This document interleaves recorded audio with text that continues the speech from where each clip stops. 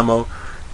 And also along with that, as I build more buildings, it allows me to do different elements too. For example, I'm going to drop a building, an observatory over here. Now when I jump out of the chair, it's going to give me automatically any Marines nearby is going to get this on their HUD, and it allows me to see that I have to build a unit. It tells me how far it is from me as well. Now when I go up and I hit the use button, which is E by default, you'll see that it tells me how long it's going to take before it builds. It's pretty quick. The more people who are helping me build, the faster it builds as well. So keep that in mind when you're playing. See somebody building, go over there and help them. It makes it that much quicker. And then once it's built, this is what it looks like. And this specifically is an observatory or an OBS. What it allows me to do is essentially see invisible units by providing a little circle. It also allows me to scan. What scanning does is, you'll see here, this is the previous hive I was at. I can't see anything in it currently, and that holds true for all the locations. For all I know, it's currently empty if I were to just start the game as a comm or the commander. But once I apply a scan to it, I have full visual. I have full capacity to see what's in that hive, including all the alien players in it as well. And you'll see that it does only last as a temporary effect, and once it's gone, it disappears. But you can reuse it, of course. And you also see the little circles around it. Those little circles indicate where the specific buildings or units are, and they do move too. So if you have an alien unit moving, it provides kind of like a motion tracking ability. Also, other elements of the observatory is phase tech. It allows me to build teleportation devices that allows me to get through the map much more quickly. A distress beacon, which pulls all the players on the Marine team that are alive back to the base in case I need to defend it, in case of an alien ambush or attack. And that's just with the observatory. Other buildings allow you to do upgrades, provide more guns, there's jetpacks, so there's a lot of elements too, which I'll be covering at a later video, which details the commanding aspect of the game. I'm also going to be going over like some kind of advanced tutorials about turret placement, key elements on the maps as well. So stay tuned to my channel, especially if you're interested in combat. I'm going to be doing a heavy focus on that as well. So let's go ahead and get out of the chair and take a look at what it is to be an alien commander really quickly. Okay. It's basically the same concept. I go up to the hive, I hit E or the use button, and it brings up that top-down view. Initially, when you first join into a hive, you'll get an option. Now, of course, it isn't beta, so there's still things not included. One of them is a shift hive, but the two that are is the shade hive, which basically allows you to create elements that allow your teammates to be invisible and also allow your buildings to be invisible. And then also a Craig hive, which is kind of a healing based strategy. It allows you to create buildings that heal. It also allows your teammates to research upgrades that give them more armor or to regenerate health over time.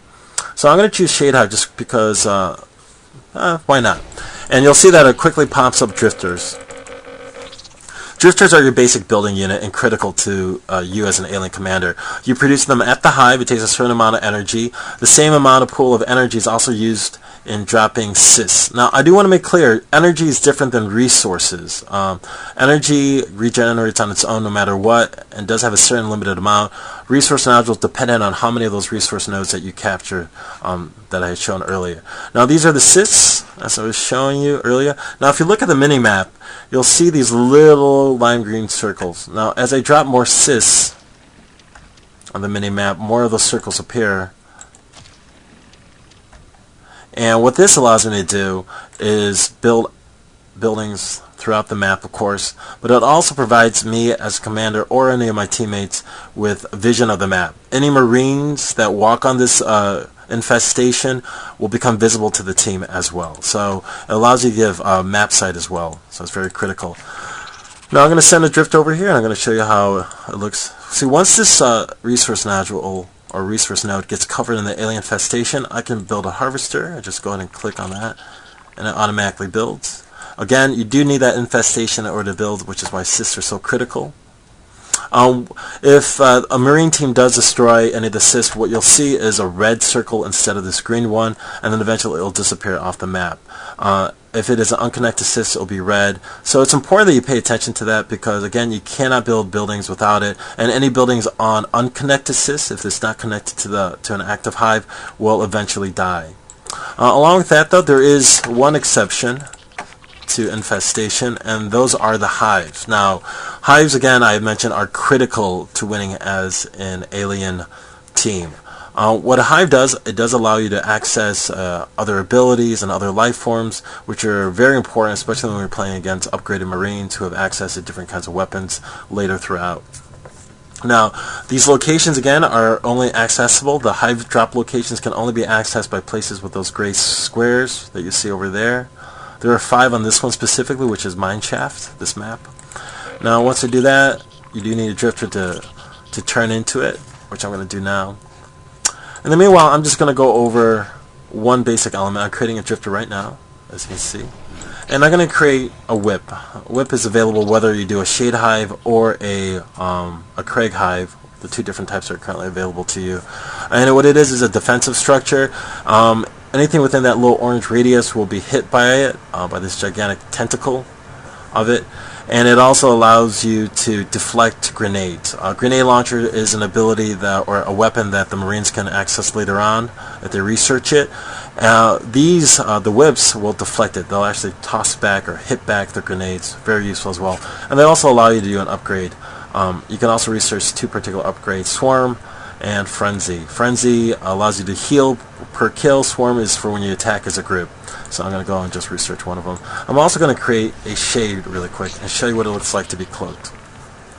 Now, as an alien, you'll see when I step out, the default view originally was me looking, you'll see that, pretty much a normal view of the game.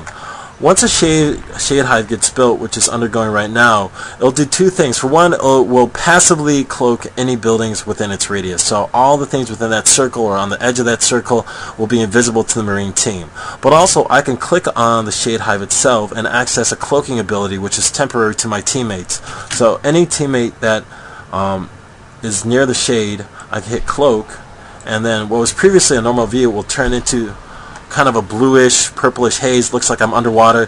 What this indicates is that I am invisible to the Marine team. As long as I am moving and not accessing any of my abilities, they cannot see me at all. They can hear me, and if they have an observatory nearby, they'll see a little circle and be able to detect me, but they won't be able to see me at all, or not easily at least. Until they shoot me once I'm hit or take damage, or I access any of my abilities, as you can see. I also want to know, aliens, when you hit B, you'll see that I have other life forms available to me. The Skulk is your default life form. It's what you start out as. This is Gorg. It is a healing. It's kind of an assist life form. What it does, it allows you to drop more cysts, those little orange nodules that allow you to expand creep or the infestation all over the map. And it also allows you to build Hydras. Hydras are one of the offensive chambers on the building. It basically shoots at any nearby Marines. It does have to be built on cysts. One nice thing about the Gorg is you can also drop cysts on ceilings or on walls. So you can drop Hydras on the ceiling, again, so a Marine will walk in, doesn't even know why he's being hit, because right above him he's being shot at and he doesn't suspect it. Next to it is a Lurk. A Lurk is the flying unit. It does have some nice abilities along with flying. It can shoot at a long distance. It's a ranged ability, and it also has a spore cloud, which does damage over time as long as the Marine is in that cloud. It takes damage. It also hinders the view. And what we have popping up is once that second hive gets built, you'll have new life forms accessible, which you just saw happen, and this one in particular is the Fade. The Fade is a hit-and-run unit. Doesn't have a high amount of durability, but it does extremely high amounts of damage when it does hit. And it takes about 2 hits for it to take down an unupgraded Marine, 3 with upgrades as well. But what it does is it comes in, it's a strike unit, it's a harassing unit. It can also travel the map very quickly with the blink ability, and also currently in its blink state, it is very hard to not impossible, but close to impossible to hit in the hands of a skilled player. So keep that in mind as well. It does take some time to get used to a Fade. The gameplay is very different than anything in a typical first-person shooter. So don't get too frustrated. Anybody who's good at Fade, it took time to get there. And again, I could, if I use the cheats that are available on the forums, I can practice with Fade, and I can go on any server and do that as well. Down here, you'll see that we have the Frenzy upgrade. I researched that as a commander earlier, and all the other upgrades will be listed here. Which each hive, I can access more upgrades. With one hive, I have 1 upgrade that's available to me. With 2 hives, 2 upgrades. 3 hives, you kind of get the idea. And speaking of 3 hives, I do want to mention with that one, you get the Tier 3 unit, which is the Onos. The Onos is a heavy tanking unit. It's a lot of fun to play. I won't be showing it in this clip, but I do recommend going on a server, and hopefully you'll be able to play as one. It's extremely fun, but it does take a lot of your resources out of you, and that's those resource nodules I was talking about earlier. Those get pooled as a team, but you also get individual resources from those resource nodules as well, and that's displayed up here. Now I have currently 25 resource nodules or resources available to me, which allows me to change into a Gorg or a Lurk. Once I get 30, I can get a Lurk. And once I get 50, I could turn into a Fade, and for an Onos, it takes like 75 or 70. My personal resources listed up there, but it also tells you how much you need in order to get to that life form with upgrades as well down there. You'll see it. It's also displayed next to it as well if you look on the middle of the screen. Alright? So other than that, there's no better way to learn than to actually go ahead and play as well. So I do recommend doing that. Joining on any server. If you have any questions, feel free to ask. It's a great community. A lot of people are very passionate about this game, very willing to help as well. And also understand it takes some time. It's a complicated game. There are a lot of elements to it, so it does take a little time to learn it. But once you do, it's easily one of the best games you're going to be playing, especially if you enjoy team-based gameplay, fast action, intense environment. Highly recommend it for people who are fans of that as well. You won't be disappointed.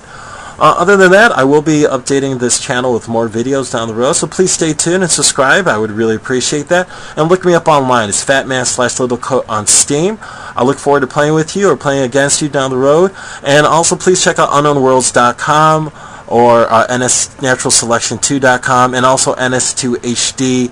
Those are all great websites and YouTube channels to learn about this game as well. Other than that, I'll see you in beta.